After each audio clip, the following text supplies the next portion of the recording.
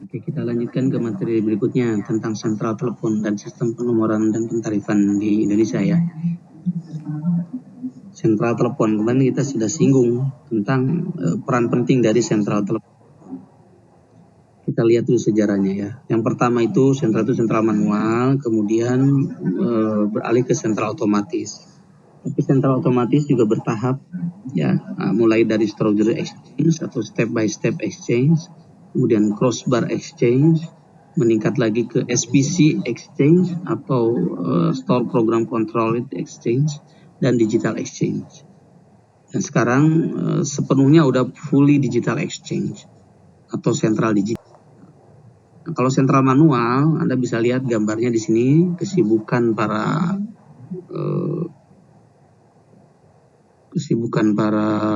operator ya, memindah-mindahkan kabel. Jadi kalau ada yang memanggil, cabut, pindahkan ini mau kemana, seperti itu.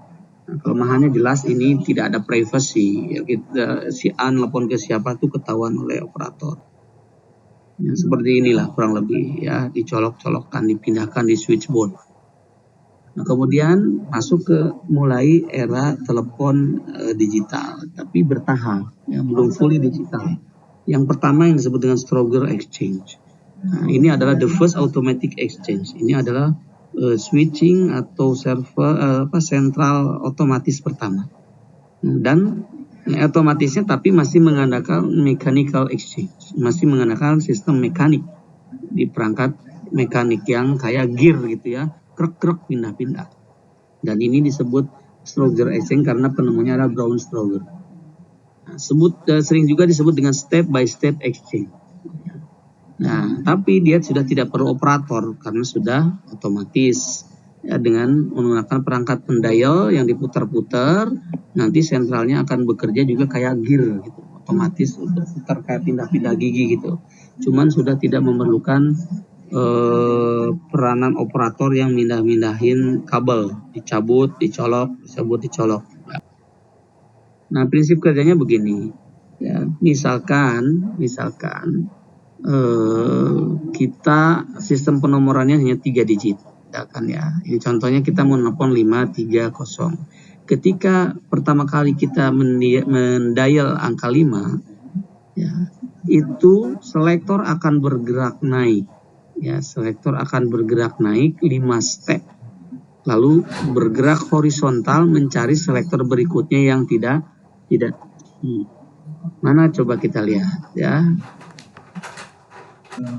Ini nih ya, first selector. Jadi dia akan mulai ya, ini ketika ini akan mencari sesuatu, maka dia akan mencari di first selector ini. Jadi nanti ada selektor 1, selektor 2, itu tergantung dari sistem penomorannya berapa lapis. Ini contoh 3 lapis, cuma ada 1 selektor dan konektor saja. Jadi pertama mendial angka 5, maka dia naik 1, 2, 3, 4, 5. Naik ke 5 step. Si giginya, gearnya naik, tek, 5. Selanjutnya dia akan bergeser ke kanan. Ya, bergeser ke kanan mencari slot yang kosong. Ya, slot yang kosong. Artinya bergerak horizontal untuk mencari selektor atau konektor berikutnya yang tidak busy, artinya yang kosong. Ya, kalau busy nggak bisa. Pada contoh yang ini ya 530 nih, karena 530 maka hanya digunakan 3 digit nomor, maka 2 digit terakhir yaitu 3 dan 0 ini akan diarahkan langsung ke konektor. Nah, gimana caranya? Ya, ketika dia dapat nih, ini nih yang kosongnya, dia langsung dihubungkan ke konektor. Nah, karena berikutnya mendial angka 3 kan 530 nomor yang ditujunya. Dia akan naik baris ke 1, baris ke 1, baris kedua, baris ketiga. Setelah itu dia akan bergeser ke kanan. Berapa bergesernya? Digit terakhir yang dipencet 0, berarti ngitung sampai 10 0 itu. 1, 2, 3, 4, 5, 6, 7, 8, 9, 10. Yang ujung ini 530, maka ke sini. Inilah 530. Jadi 2 digit terakhir itu konektor. Naik berapa?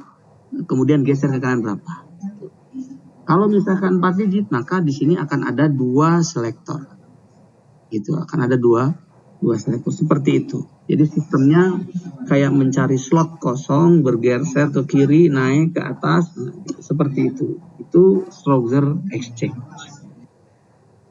Nah, ini mesinnya seperti ini. Lihat saja nih ya, perhatikan ini penuh dengan gear-gear ya, kayak gigi-gigi motor gitu. Dan bunyinya keras sekali, bisa dibayangkan ya. Ini ada tabungnya segala. Nah, ini di sini sebenarnya ada suaranya kalau kita ketemu ya. Ketika seseorang mencet 958, maka akan kedengaran 9 kali ya. Dia naik ke atas, nah, bergeser mencari slot kosong, kemudian 5 kali dan 8 kali geser ke samping. Seperti itu. Jadi pertama naik 9, 9 cari yang kosong, mesin kosong, kemudian naik lagi ke konektor, nanti naik 5, 5 ke kanan 8. Nah, itulah 958. Seperti itu. Nah, ini kurang lebih seperti ini, ada gigi-gigi ya. Ya ini rotari ya, ini bergerak seperti itu. Dan ruang sentralnya bisa dibayangkan besar sekali tuh, kayak gitu ruangannya. Selanjutnya ya, karena itu masih mengandalkan mekanik atau fisik, punya keterbatasan, yaitu bisa aus, bisa karena gesekan bisa aus. Kemudian bergeraklah ya, ganti menjadi crossbar switch dengan sistem switching. Itu mulai dengan electromechanical switch. Dengan electromechanical switch, maka ini sudah menggunakan kontak rail.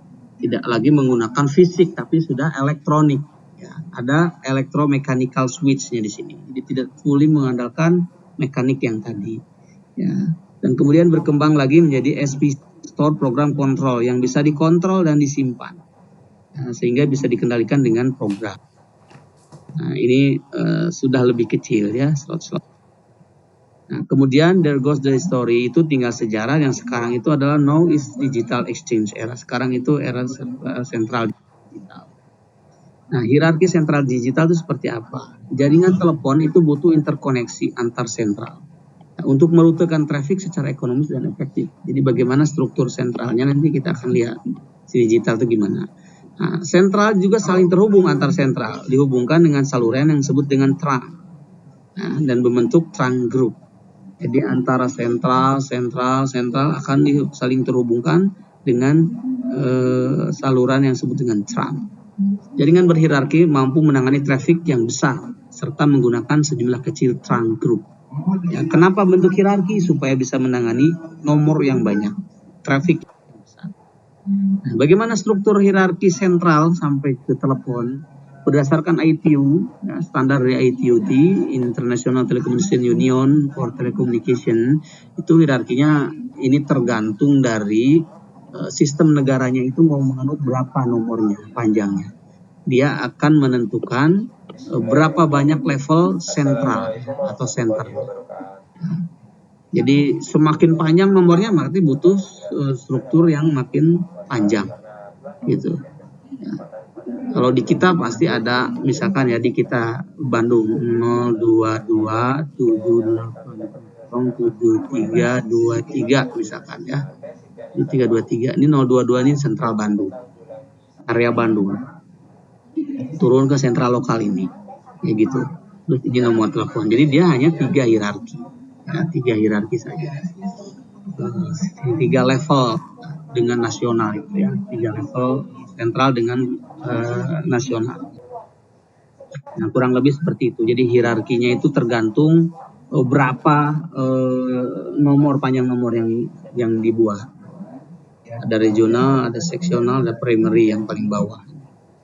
Primary itu yang disebut dengan local exchange. Nah, di sistem penomoran telepon itu tergantung level dari hierarki tadi ya. Tujuannya untuk memberikan identitas jelas ya. Di situ ada identitas nomor lokal, ada identitas nasional, ada internasional. Tentu saja ini juga akan membantu routing panggilan. Ya. Nah, rincian penomoran kita ini ada dalam dokumen Fundamental Technical Plan yang dulu itu. Ya, sistem penomorannya masih begini, dan sampai sekarang ya kalau yang masih menggunakan telepon lokal masih mengacu kepada sistem penomoran ini.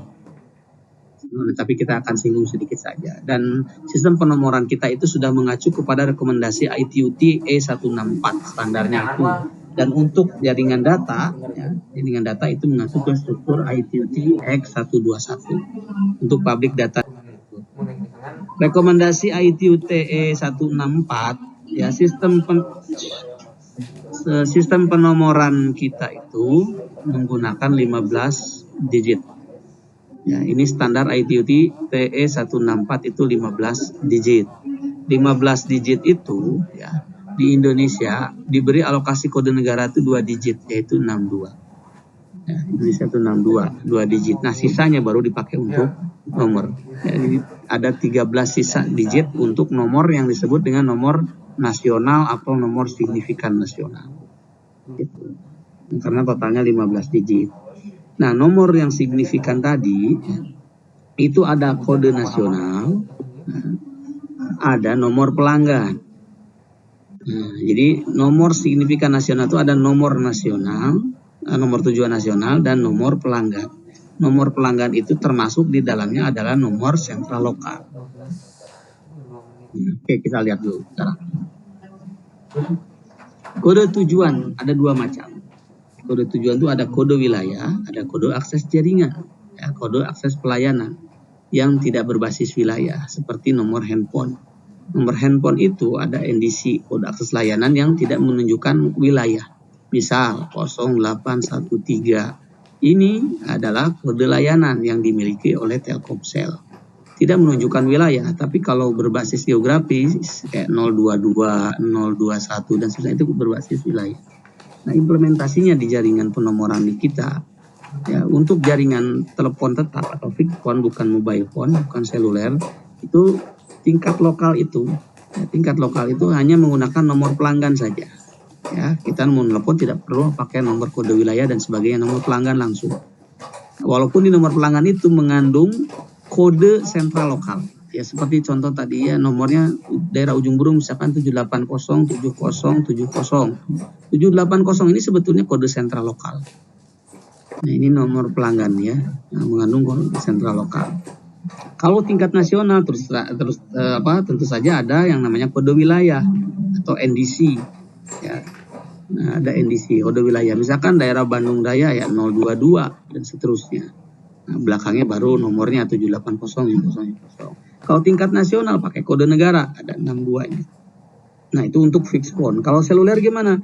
Kalau seluler langsung NDC atau kode akses jaringannya yang tadi misalkan 0813 ditambah nomor pelanggannya. Nggak perlu lagi mencet kode wilayah segala. Tingkat internasional ya tinggal kode negara ya, misalkan Indonesia 62 dan seterusnya. Nah, ini ditambah nomornya. Kode akses jaringan tambah nomor.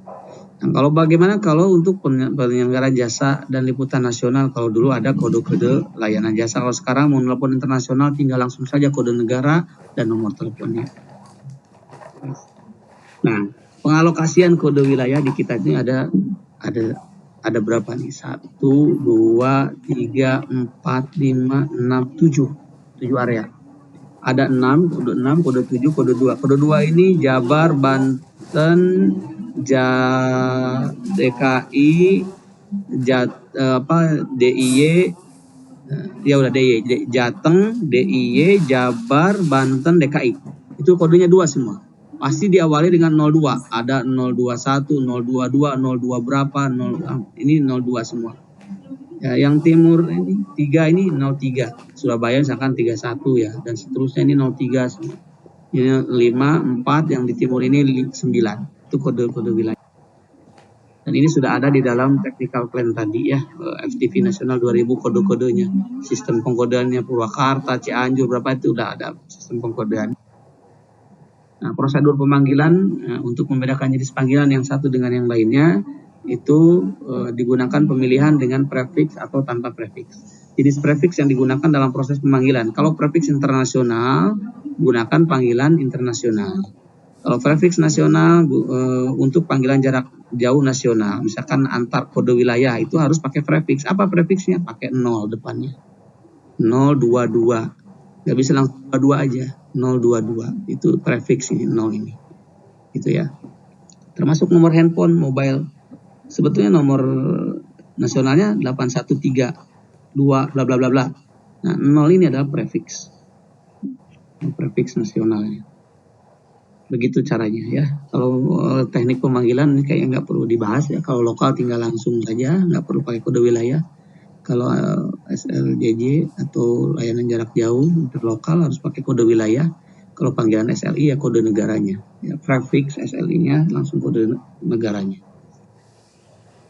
Prosedur pemanggilan jaringan bergerak seluler. Kalau pemanggilan mobile phone itu gampang lah. Langsung prefix nasional saja pakai 0 depannya. Jangan langsung 8132 dan sebagainya ya. Tapi pakai 0 depannya. Panggilan dari terminal seluler ke PSTN. Ini pakai prefix nasional ditambah kode wilayah. Harus ada kode wilayah kalau dari seluler ke PSTN atau ke telepon fix, ke fix phone. Panggilan jarak jauh ini sama ya prinsipnya.